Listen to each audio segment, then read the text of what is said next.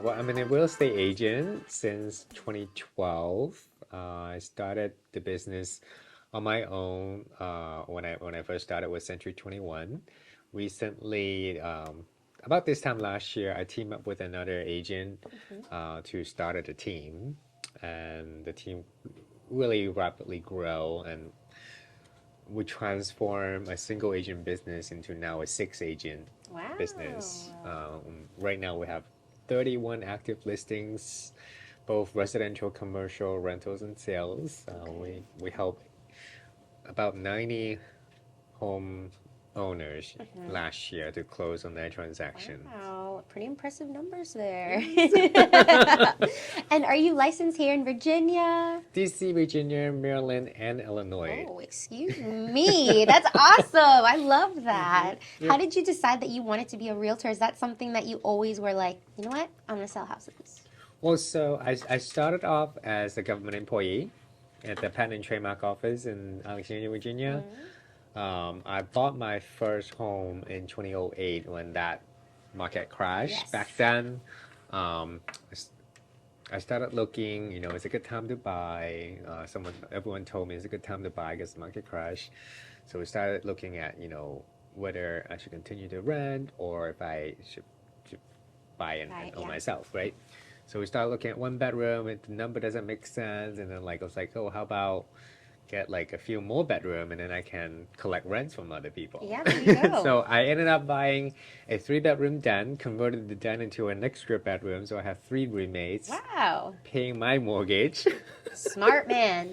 And then after that, I was like, oh, this is a lucrative business. Let's continue.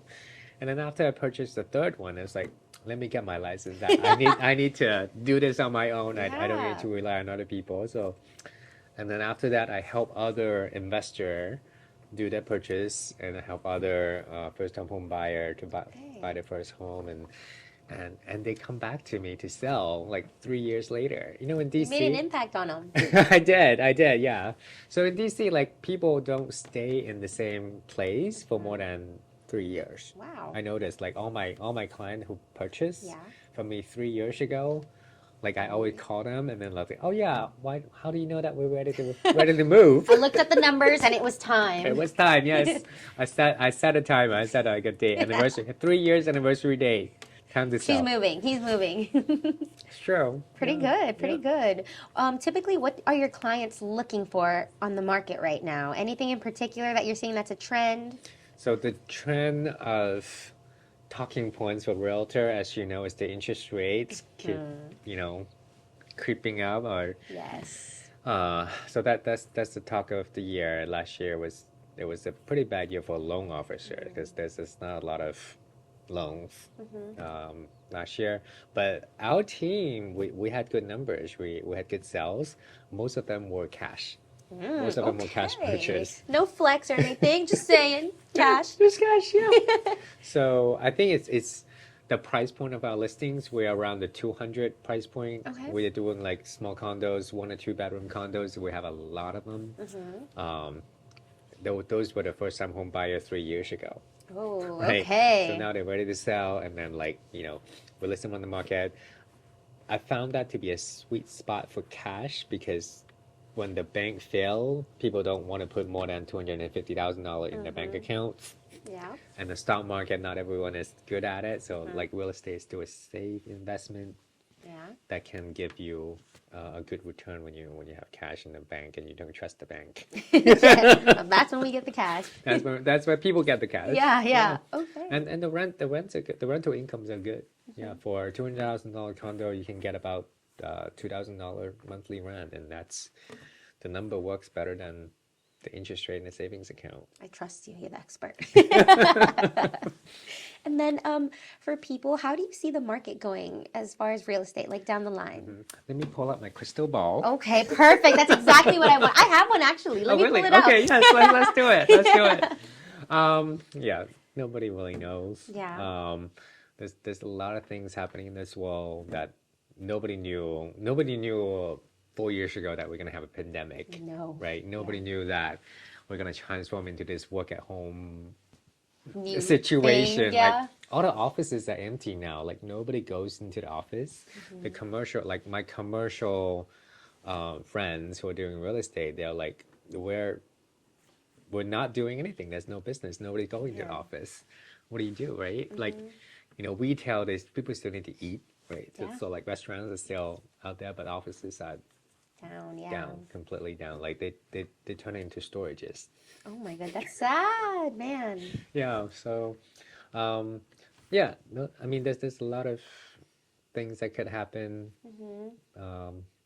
Hoping for the best. Yeah, me too. But we're preparing for the worst. Hope for the best. I mean, hopefully we went through the worst already, but you never know. You Life never comes at know. you fast Right. sometimes. But what I know is that people always gonna need a place to live, Yeah. right? If they couldn't afford to buy, they're gonna rent. Mhm. So right now, the rental market is I foresee that's where the business is going, Yeah. because people at the end of the day, people need to live. Yes. So Yes, and absolutely. and then there are investors that don't know what to do with their money, Mm-hmm. and then yeah, if they're not buying, they're renting. Mm-hmm. So if you have the cash right now, it's a good time to buy. Hit up Danny. Yes, yes. There's gonna be renters that actually on my way here. There were two renters that called me that want to see a place and move in this weekend. Okay, wow. Yes. Right, I was hot on like, the yes, line right I there. was, yes. Busy man. What do you like to do in your free time? What are you doing? Um, I do travel a little bit. Where? So I commute between here and Chicago because my husband is in Chicago. So I'm What? also licensed in Chicago Holy moly, that makes sense why you said. I was like, okay, and just Illinois. randomly Chicago for no Illinois, reason. yeah. That's awesome. Yeah, So are you so always taking flights? Or are you driving? How are you doing oh that? no, we're not driving. No, fly. We fly. That Yeah, is yeah. crazy. Just 2 hours. Yeah, It's 2 just 2 hours. hours. No big Yeah. deal. Right. Okay. Yeah. Yeah. And then we travel a little bit. Last time we went to last year went to Japan. How Um, was that? it was good. The people are very orderly. I actually just was taking a class yesterday and we Mm-hmm. had Zoom with Japanese students for Mm-hmm. photography and they Right. are so polite, They so are. humble. They're so shy to take like self-portraits and they see us as just like egotistical maniacs, which they're not wrong, but like, oh my goodness, it Yep. was quite different. Mm-hmm. So you noticed that too when you were there, right? Mm-hmm. Yeah, very polite. They Yeah. don't argue. They don't fight. It's I wish we could very take note, peaceful. but anyway. But no, that's amazing. Where else have you traveled? Went to Portugal. That was fun. The food is amazing. Yeah, I hear that, and I also hear their wine is good too. Mm-hmm. The French one is better. I've been Oh, to. excuse me. Okay, noted. Yeah. I went to Paris. Yeah. No flex, just Paris, Just Portugal, Paris. Japan. No, good for you. That's awesome. It's always good to Yeah. relax. Yep. How do you set boundaries? Because when you're your own business, it's not 9 to 5, it's 365. So my boundary, I do have a boundary. Tell us about it. My hours are 10 a.m. to 10 p.m. Okay. So before 10 a.m., I don't pick up the calls. I mean, and I work until 10 rules p.m. are rules. Put that Right. foot down, you Yeah. know? We have virtual assistant that are offshore that works our 9 to 5 hours. Yes.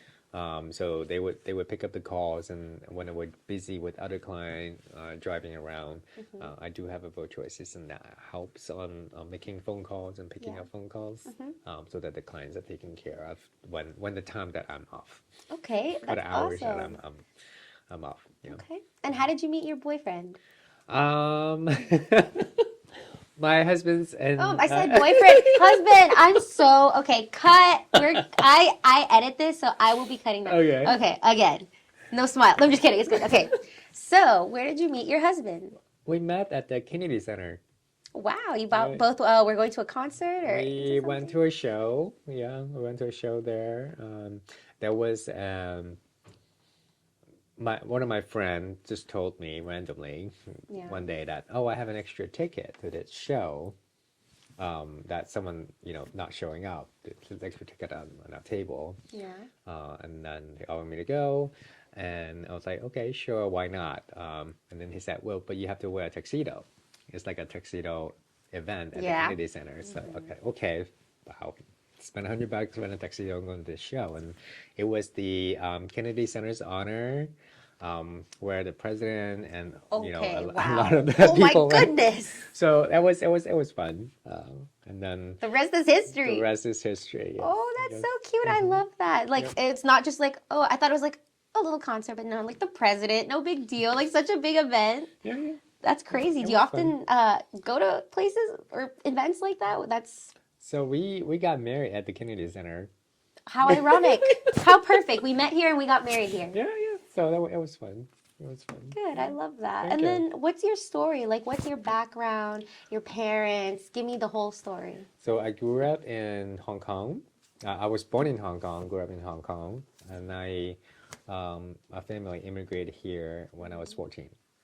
Okay. And I saw you speak Cantonese, Chinese, and Hmm. surprise, English. Yes, yes, English and Mandarin. Yeah. How about you? Do you speak another language? Spanish and Okay. English. Okay. Not three like you, but maybe one day. Yesterday when I was hearing Japanese from the students, I Uh-huh. wanted to speak it. I was like, this sounds so cool. It was just like, all I could say was, konnichiwa and arigato. Oh, wow, that's A little nice. bit. Yeah, yeah, Thank yeah. you. You have a good accent. I try, I listen. It's more Mhm. like phonetically, I listen to them and Do you I'm go like, to Japan too? I would love to go to Japan. I've never been, but oh man. That's fun. Yeah. That's fun. Is it a lot of technology like it is? Did you go to Harajuku? Uh, no, it doesn't sound familiar. It's very like stylish and Uh-huh. crazy like subculture. Okay. It actually inspired Gwen Stefani's like album for Hmm. Lamb, Lamb, Living the Music Baby. Hmm. And she got all her inspiration from there. So that's one place. I don't know if it's like overhyped in America, but apparently that's like the spot to find like Hmm. the cutest phones, the cutest boots, everything. Like I just want to go there. And of course I want to try like all the authentic sushi, which I'm sure you did. Right, yes. I actually eaten a squid. I fished him out from a little pond that they have. Oh, you fish your own I squid. fished my own squid, and then they slice it open, and then like the squid is still moving on the plate. Please stop. Okay. You lost me there. You see the technicals, like, oh. Beautiful. Delicious. How was it? Did it taste good? It was good, yeah, very fresh. Was it your first time? Yes, it was You just fun. said, you know what? I'm feeling squid. I'm in Japan. Why not? Yes, fish it out and slice it open. Are you daring? Do you usually try food like this? Because I am not very daring when it comes to food. Really? Yeah. No, my sushi is like imitation crab. Oh. Like I don't eat like the raw Aw. stuff. I'm scared. Because it's like. No, but good for you. Maybe one day I'll try it. Yeah, it's nice. Okay. Yeah. As long as it's on the plate, it's fine. When you fish it, it's moving. You're like, okay, today's kill. Yeah, put it on the Squid. plate. Yeah. And then for your business partners or Mm-hmm. other real estate agents, do you guys ever get together and ask for advice on like the market or selling Mm-hmm. homes, buyers, renters? So for our team, within our own team, there's the 6 of us. We have team meeting 3 times a week, Monday, Wednesday, Friday. We just talk about what's happening to all our listing, all our clients. And then when our newer buyer agent need help, it's we get on the Zoom call right away to help with them. And then within our company, all of the top producer, we do a once a week team meeting, a company meeting to talk and pick our brain with each other, exchange ideas. That's awesome. Yeah, once a week, and then once a year we do conferences. All the Asian realtors get together and do a conference. Last year was in Vegas. Okay. Yeah, Another flex, yeah. no big deal. No big deal. And then we also do lobbying at the Capitol Hill for fair housing, just to make sure that the laws are in our favor. Because this year, I think we have quite a bit of lawsuit in the real estate world. I actually heard a little bit about that. My goodness, it's always something over here. Right. So we need to talk to Congress about what's Wow. fair and what's not. And I love that you're out there in Congress, like voicing your opinion. I love that for voicing my opinion for for the people. the people. Yeah. No. What inspired you? How important is that to you? That is the reason to work. I mean, otherwise, there's no point. Yeah. Yeah. No, but I love that too because you're not only like looking out for like the realtor community, but of course the people. We want to have our fair laws. We want things to be not so controlled and I don't know, not in our favor. You know, when Right. things are kind of like for the benefit of not the middleman or the smaller people. You just want. Hmm. it to be fair. Right, Yeah. right. And everyone deserves a roof over their head. Exactly. We have, in our country, we have so many problems, Mm-hmm. right? In our society, there's so many homeless people, there's so many migrants that's looking for a life in a new spot. Yeah. And I see them not being able to go into a home, and that's heartbreaking, Mm-hmm. right? So part of me wanting to, encourage an investor to invest their money on housing versus stock is that, they have the money, they can purchase the home instead of having it sit vacant, and once they purchase it, they can rent it to Mm-hmm. whoever need to rent them. Yeah. So that's, you know, that's helping the society, Yeah. I feel like. I love that. Look at you, your little kind heart right there. Do you see a difference between Chicago and the DMV area in the market? So DMV, very transient. Mm-hmm. People, like I said before, people move every 2 years. Mm-hmm. Just because of the way that our job market here is revolved around Congress. Yeah. We have an election year coming up. Nobody knows what's gonna happen. Oh my gosh, no. And all of their, like, not just the congressmen, right? All of their aides Yeah. work for them would move in and out, Yes. right? And also the lobbyists on the other side that working on different issues, they have different needs, depends on how the numbers turn out. Yeah. So there's always this shuffling every 2 Got years. it. So I guess in Chicago, is it the opposite? Yes, much longer. People don't. So people who move to Chicago, they tend to rent first because they're afraid. They're not sure if they can settle in understandable. with the cold. Yeah, that that's people, understandable. right? Yeah. But after that first winter, and they're like, I got this. Let's settle down, and then they never leave. Okay. But if they were to leave, they would have left out before the winter show. Before the winter even shows up. I mean, I understand. I hear that the winter over there is harsh. It's harsh, but they're prepared for it. I don't know about us here. Like, we get like 2 little inches, and we're Yeah, just and like, then the whole shut shutdown. up, shut Yes. everything down. Right. Yes. Over there is like 2 feet of snow. I want to see a house.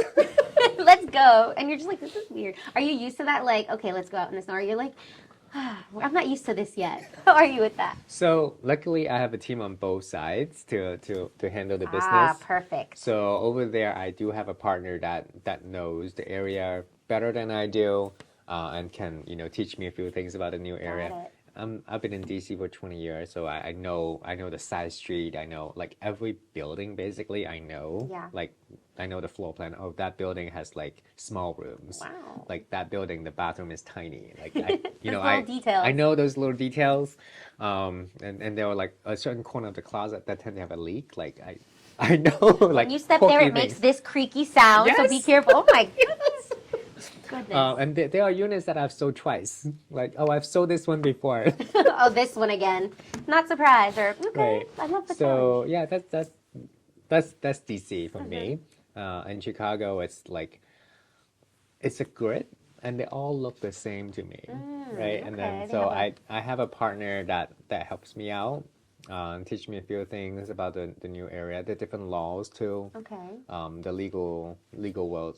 Chicago has a little bit more lawyers. Ah. The law schools are good, I think. Must be. Yeah.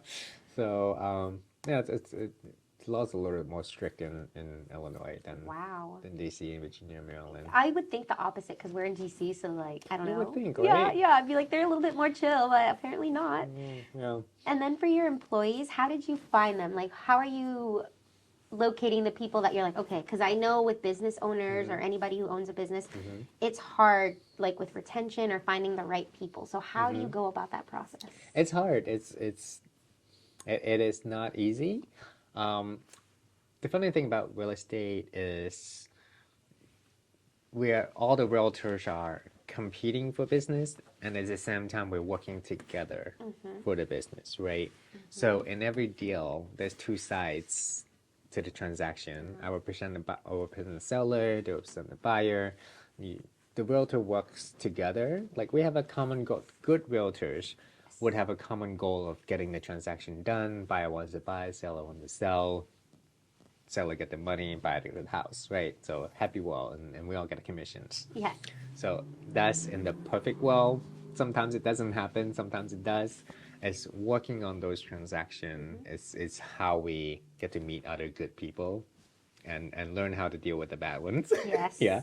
So once we, find the good ones that we're comfortable with, that's sort of like an interview. So every deal, every transaction is sort of like an interview. Like, do I want to work with this guy again or not? Or not. Yeah. Right. Yeah. So yeah, or even on the negotiation, on the price negotiations, like, oh, this person negotiate a lot for their client. They're good at negotiation, Let me get this so guy. let me get this Girl, guy. whatever. Yeah. So yeah. Okay. So through the deals, yeah, it doesn't happen with a lot of other business. So it is pretty unique to the Yeah, it is a quite unique situation. to the real estate market. Yeah.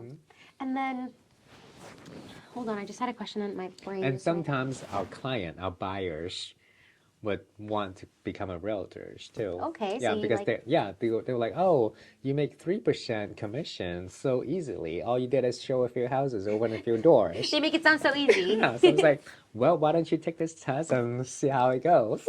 And then they're your best one you got now, or something like that. Something like that. And how important is it for a home buyer, clients of yours, to have a good relationship with you guys? Like making sure that you guys, you have to meet a realtor and it's the right fit or it's not the right fit. How important is that to you to establish like a good relationship with your clients when you're selling or buying? Well, it is a relationship business. Is very important. Even if they don't find the right house the first time around, we always build a good relationship with the client. Yeah, and even after they close, we keep that relationship. After the house is sold, that's actually where it begins. Wow. Because I want to nurture that relationship for the next 3 years. When they ready to sell, they come back to me. Yeah. And then I have people who just keep buying, even though they move in 3 years, they don't sell. They want to rent it. So then I help them find renter and manage a place, and then after that they buy another one, and then that's how they grow their wealth, and that's how I help them grow their wealth.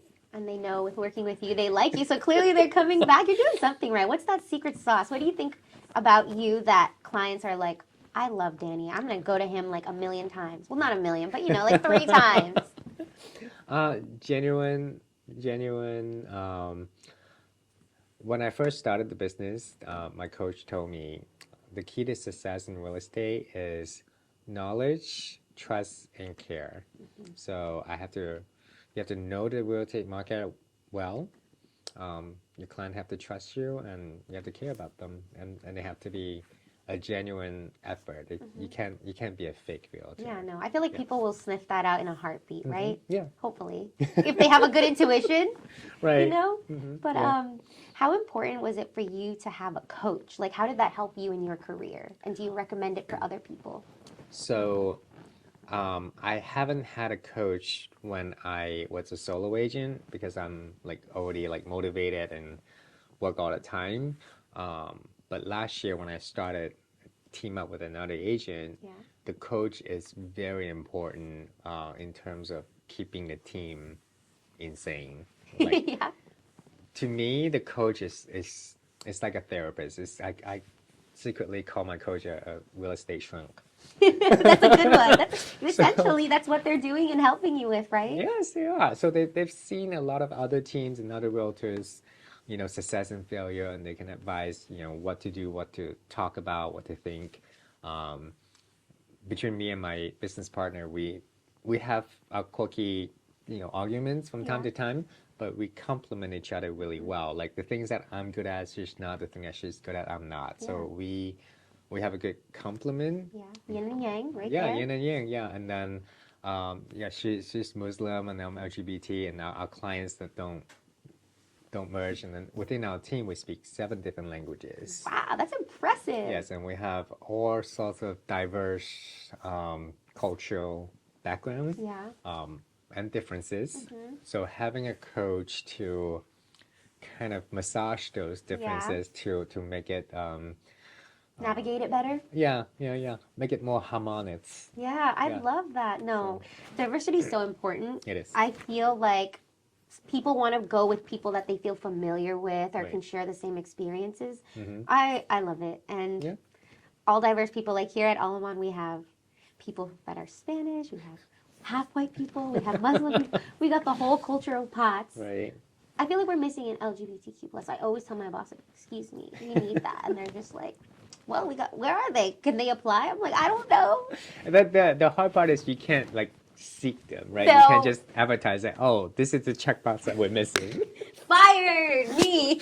Right. So yeah, it comes naturally. Yeah. No, I love that. And just to wrap things up, what piece of advice would you like to give to our listeners? It can be whether it's about real estate, life, travel, anything.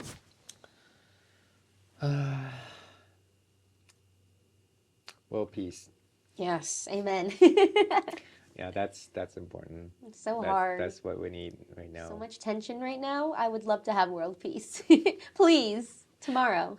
Yeah, or yesterday. Yesterday, that part. Yeah. Yeah, so it's hard. I don't know why people like conflicts. I don't understand that. If there's a way that things can work out for everybody, that would be best.